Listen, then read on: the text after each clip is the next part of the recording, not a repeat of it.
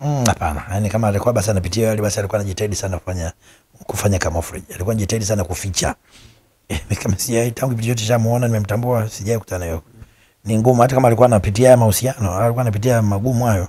Haikuwa sio rahisi kumtambua. Kwa sababu alikuwa jamaa alikuwa funny guy, mchekeshaji, anaongea, anachekesha. Kwa hiyo sio rahisi. Mimi binafsi kuweza kutambua, sijui labda kwa wengine.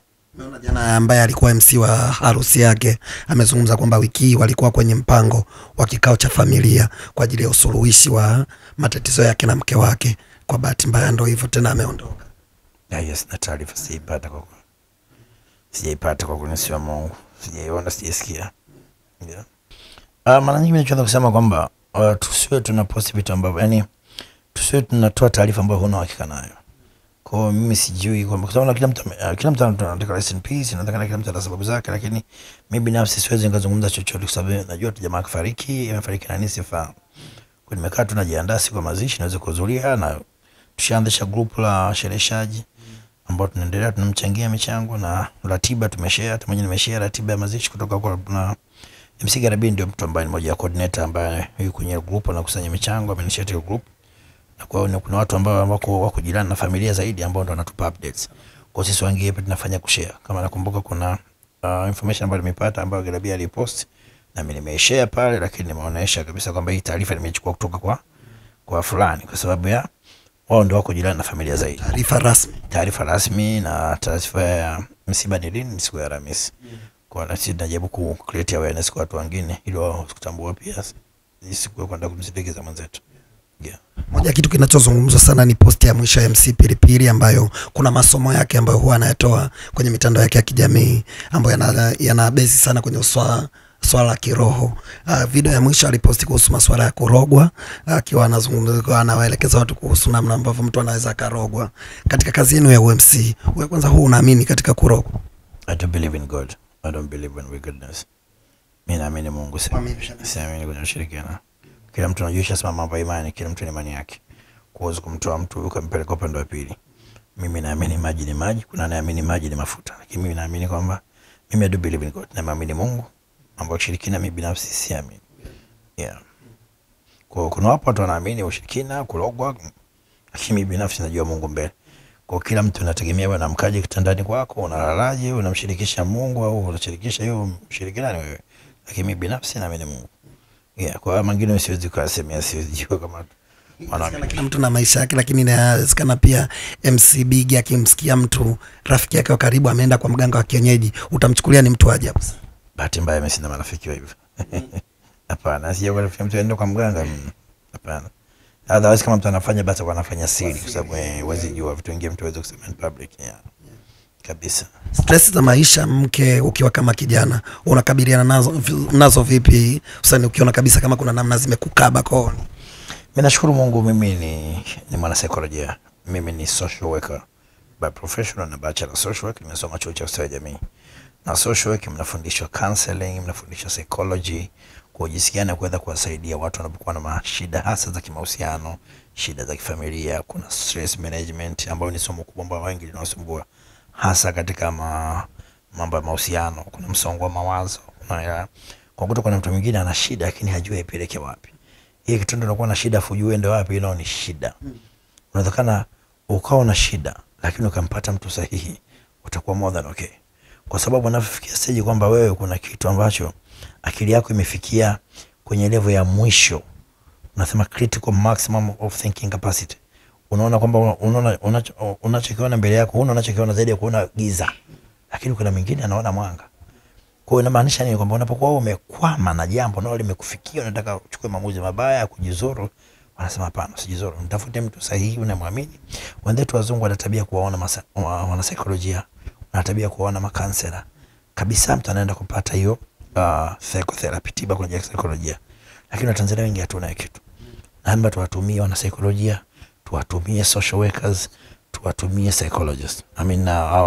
Watu waliosoma nini saikolojia. Kwa sababu unapokuwa una shida, ni brother unaweza kujua una shida, kumbe kuna mtu mwingine ana shida kubwa kuliko wewe. Sasa umeenda hospitali ukajua unaumwa sana. Ukakutana mwingine hospitali, mgonjwa mwingine ana magonjwa makubwa kuliko yako. Ana magonjwa, unamkuta na mgonjwa ambaye yuko hoi kuliko wewe. Mbako unajikuta wewe ambao umetoka nyumbani unaona unaumwa, unajikuta unaanza kumsaidia yule mwenzio. Kwa unapokuwa na jambo unapoona kwamba wewe limekutesa, umefikia huna uwezo wa kulifikia, unaona mbele gizo, unataka kujiua, unataka kujidhuru, hapana, usifanye hivyo. Tafuta na saikolojia wapo, eleza shida yako. Kwa mfano wewe unaweza kuona, kuna jamaa wangu mmoja, is my brother, ni my mentor in psychology, anaitwa Dr. Kweka. Dr. Kweka ni mtu ambaye anakufundisha na anakuambia ukiona unaona mtu yoyote anataka kujiua, mwambie aje kwangu.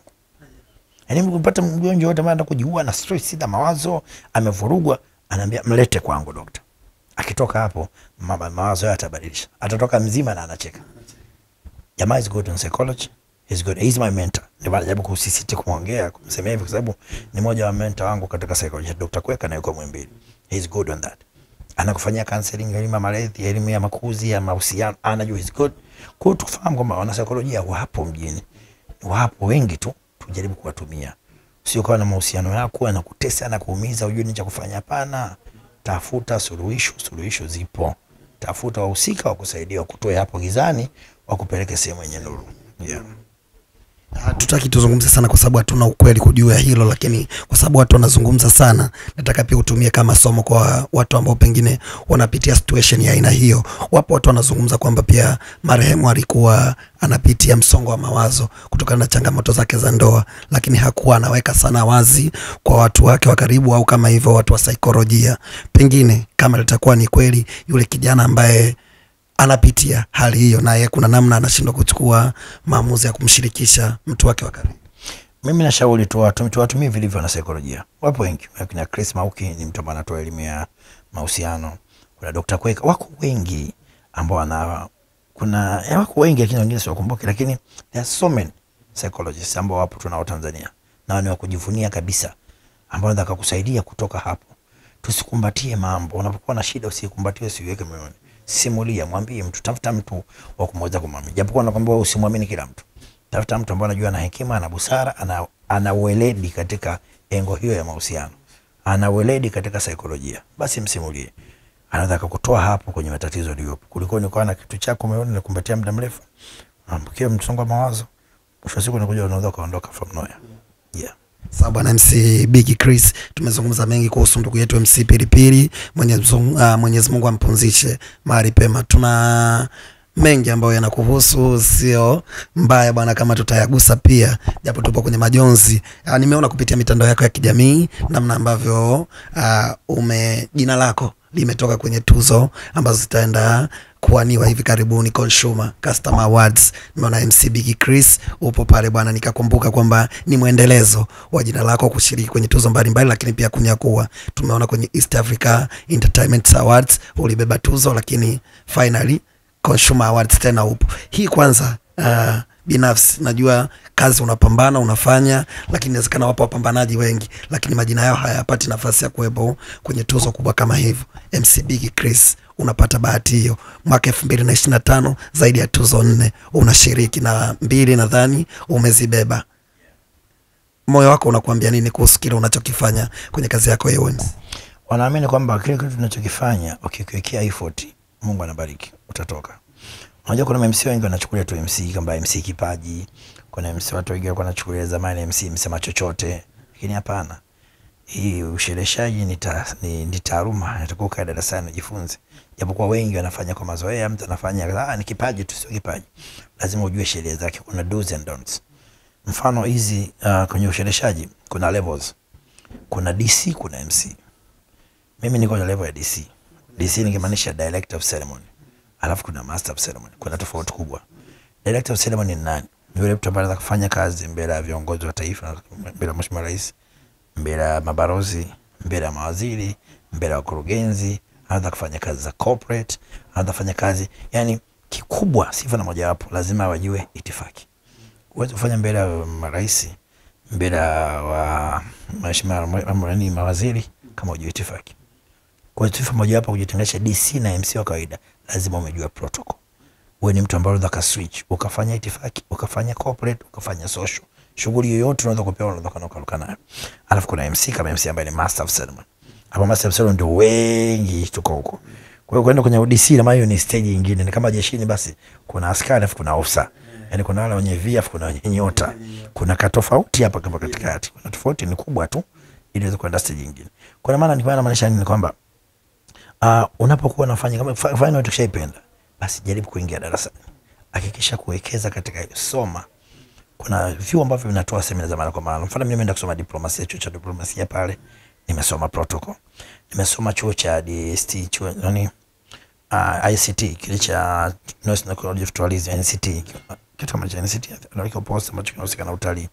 Wanakuwa na event masterclass ambao ni wenye dhamana, pia wanatoa hiyo dhamana ya event management, na wanafundisha pale, wanafundisha protocol, wanafundisha masomo mbalimbali yanayohusiana na ushereheshaji. Kote nishaatende madarasa mawili matatu tofauti. Kuna chama cha Kisima cha Mafanikio, ni chama cha washereheshaji ambacho kinachukua washereheshaji wote.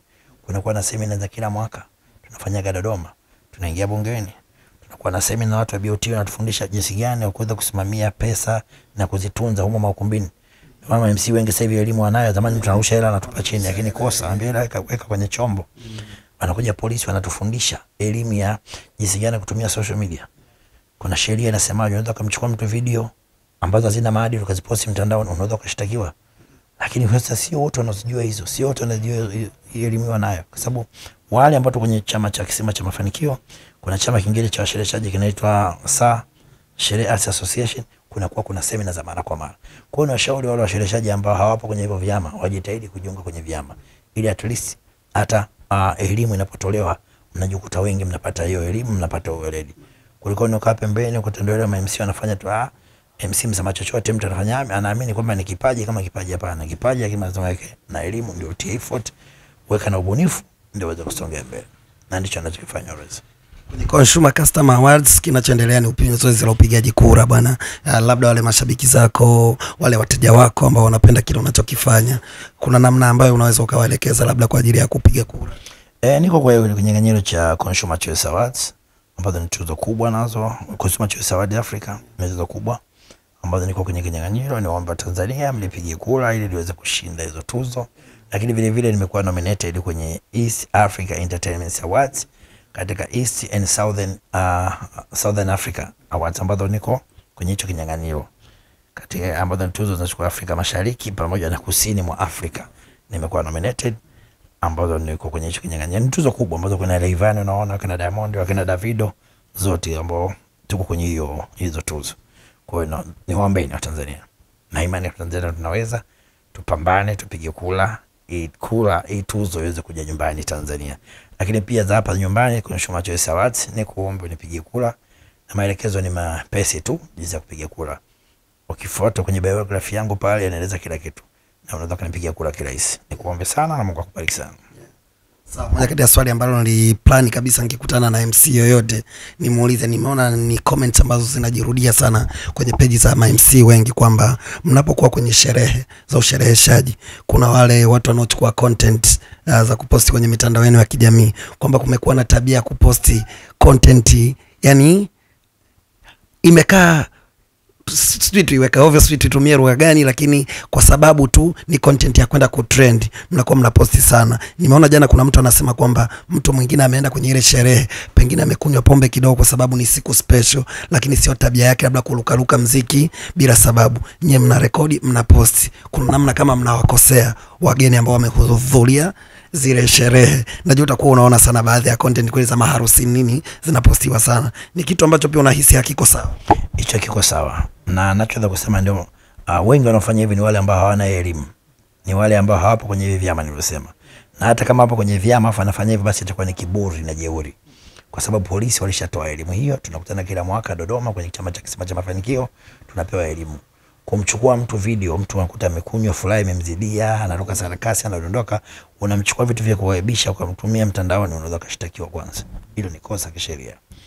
Kuna mwingine anamchukua mtu maumbile yake, dada kaumbika vizuri, anashuta, ile ni ukosefu wa adabu, ile ni kiukwaji wa sheria, ukiukwaji wa maadili, upotofu, yani upotofu wa maadili, sijui nasemaje, lakini ni kosa, unaweza kushtakiwa na kuchukuliwa adhabu nzuri.